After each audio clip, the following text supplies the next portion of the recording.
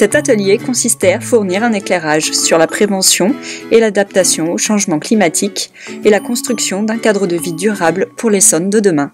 Ces ateliers-là permettaient de rassembler des gens d'horizons divers, de compétences diverses, et du coup ça a permis quand même d'avoir des visions variées et d'enrichir le débat. La qualité et l'expérience étaient là ce matin. J'ai beaucoup apprécié les intervenants. J'ai trouvé qu'ils sont excessivement experts dans leur domaine. Je voudrais beaucoup que le citoyen de l'Essonne puisse savoir qu'il a autant de gens compétents et en même temps très dévoués et très chercheurs de solutions pour demain. Oui, ce qui était en particulier vraiment marquant, c'était la richesse des échanges. On avait des participants très techniques qui connaissaient très bien leur sujet et qui ont pu générer des débats très intéressants qu'on saura à l'évidence bien exploiter.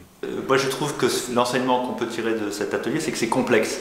Complexe parce qu'il y a beaucoup de sujets et beaucoup de thématiques qu'il faut intégrer. Alors on a parlé de la biodiversité, du changement climatique, de l'occupation des sols, de l'énergie, des déchets. Donc j'ai l'impression que tous ces sujets finalement sont aussi importants les uns que les autres et que le plus dur de l'exercice, c'est de pouvoir les marier, concevoir la ville de demain en tenant compte de toutes ces composantes, et c'est tout l'enjeu et je pense que c'est toute la difficulté de l'exercice.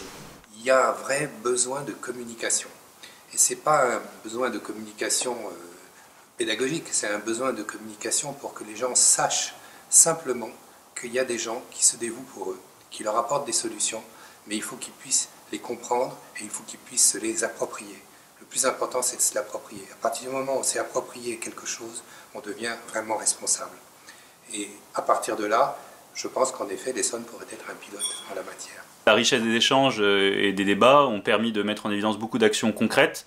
Et ces actions concrètes, elles s'inscrivent pleinement dans les orientations du conseil départemental et qui souhaite mettre en œuvre un plan d'action très large en matière de transition énergie-climat dans les prochaines années.